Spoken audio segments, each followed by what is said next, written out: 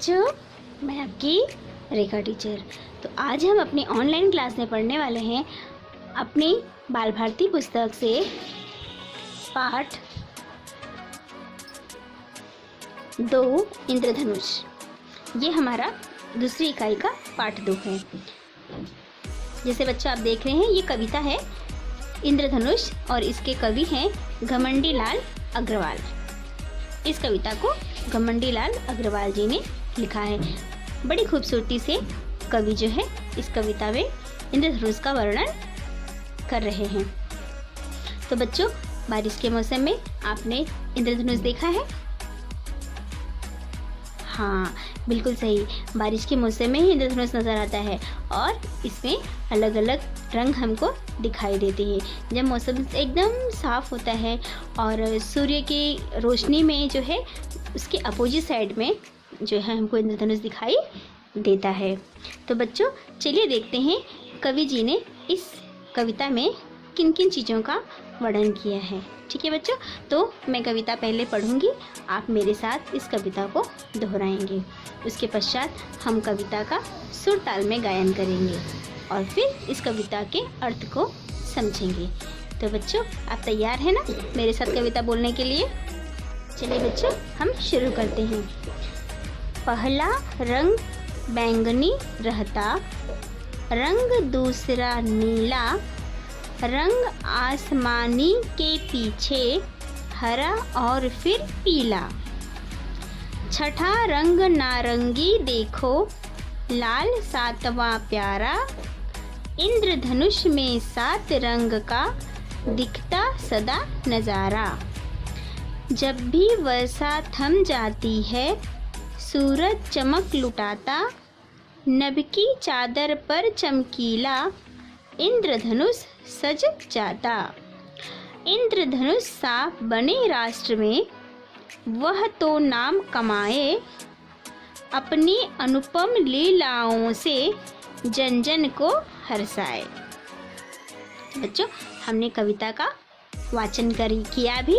अब हम इस कविता को सुर ताल में गाएंगे। तो बच्चों, मेरे पीछे आपको दोहराना है, ठीक है ना? तो चलिए चलते हैं, कविता का गायन करते हैं। पहला रंग बैंगनी रहता, रंग दूसरा नीला, रंग आसमानी के पीछे हरा और फिर पीला।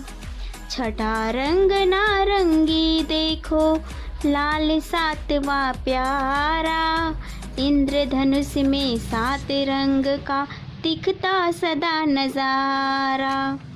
जब भी वर्षा थम जाती है, सूरज चमक लुटाता, नभ की चादर पर चमकीला, इंद्रधनुष सज जाता।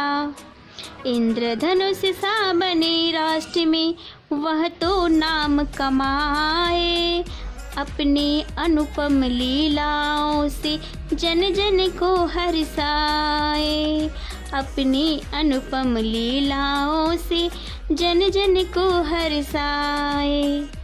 तो बच्चों, कितनी प्यारी कविता है ना? बहुत प्यारी है और इसे आप सुर ताल में गाएंगे तो और भी सुंदर हो जाती है। तो बच्चों, चलिए अब हम इस कविता के अर्थ को एक एक पंक्ति में देखेंगे। पहला रंग बैंगनी रहता, रंग दूसरा नीला। तो इंद्रधनुष में बच्चों 7 रंग होते हैं। कितने रंग होते हैं? 7 रंग होते हैं। और पहला रंग कौन सा होता है? ये बैंगनी और दूसरा नीला। ठीक है बच्चों, आप देख रहे हैं ना, ये पहला रंग जो है ये बैंगनी है और दूसरा जो है इसके ऊपर नीला है। रंग आसमानी के पीछे हरा और फिर पीला। नीले के बाद आसमानी रंग है, आसमानी के बाद हरा है और फिर हरे के बाद पीला। कुल कितने हो गए? 1 2 3 4 5 रंग हो गया। ठीक है। छठा रंग नारंगी देखो और फिर पीला के बाद ये यहाँ पर जो है ये नारंगी रंग है। नारंगी अर्थात ऑरेंज कलर है ना। पीले के बाद क्या है? ऑरेंज है। ऑरेंज कौन से नंबर पे है? नारंगी रंग कौन से नंबर पे है? नंबर 6 पे, छठे नंबर पर नारंगी है। और लाल सातवा प्यारा। और सबसे ऊपर कौन सा रंग है? लाल रंग है ना? तो लाल रंग कौन से नंबर पे है? 7वें नंबर पर है। इंद्रधनुष में 7 रंग का दिखता सदा नजारा। हमेशा जब भी हम इंद्रधनुष को देखेंगे तो हमें इंद्रधनुष में 7 रंग ही नजर आते हैं। जब भी वर्षा थम जाती है, सूरज चमक लुटाता, नभ की चादर पर चमकीला इंद्रधनुष सज जाता। तो जब वर्षा रुक जाती है, वर्षा थम जाती है और जब सूरज निकलता है उस वर्षा वाले मौसम में, बरसात के मौसम में जब बारिश रुक जाती है और सूरज निकलता है, उस समय आकाश में, नभ अर्थात आकाश की चादर पर चमकीला इंद्रधनुष सज जाता। तो आकाश, इतना बड़ा आकाश है ना, जिसमें पूरी चादर फैलाई हुई है आसमानी रंग की। तो नभ में यानी कि आकाश में, आसमान की चादर पर एक चमकीला दिखाई देता है। वो क्या होता है?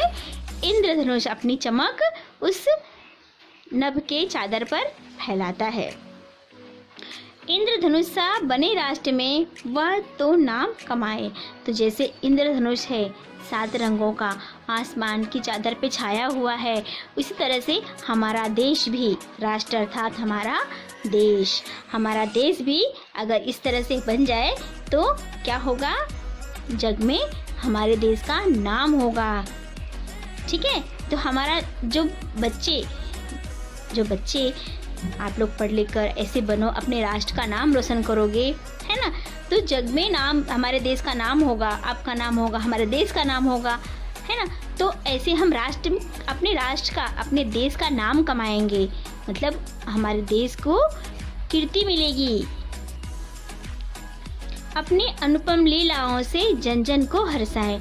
जिस तरह से इंद्रधनुष अपनी इस छटाओं से, 7 रंग की कलाओं से, इन छटाओं से जिस तरह से आसमान में फैल के सबका मन मोह लेता है, सभी लोगों को दिखाई देता है, सब इसकी प्रशंसा करते हैं, इसकी कला की, इसकी खासियत की, इसकी विशेषता की, सारा संसार इसकी तारीफ करता है। तो वैसे ही हम अपने गुण को, अपनी कलाओं को इस तरह से फैलाएं जग में कि सब हमारा भी नाम रोशन करें, जन जन को खुशी लुटाएं। हर्षाएं मतलब सबको आनंदित करना, सबको खुश करना। तो इस तरह से हम भी अपनी लीलाओं से, अपने गुणों से अपने देश को चमकाएं, अपने देश को हर्षाएं। तो बच्चों, ये कविता आपको कैसी लगी? आशा करती हूँ आप लोगों को ये कविता बहुत ही आनंदमयी लगी होगी। तो बच्चों, आपको ये कविता अपनी अपनी कॉपी पे लिखना है, उसे याद करना है, पढ़ना है, ठीक है? और आप अपनी कॉपी पे कविता लिखने के बाद मुझे भेजेंगे, ठीक है बच्चों? और इससे संबंधित जो स्वाध्याय है मैं आपको अगली वीडियो में भेजूंगी। तो बच्चों, आज के लिए इतना ही। Thank you.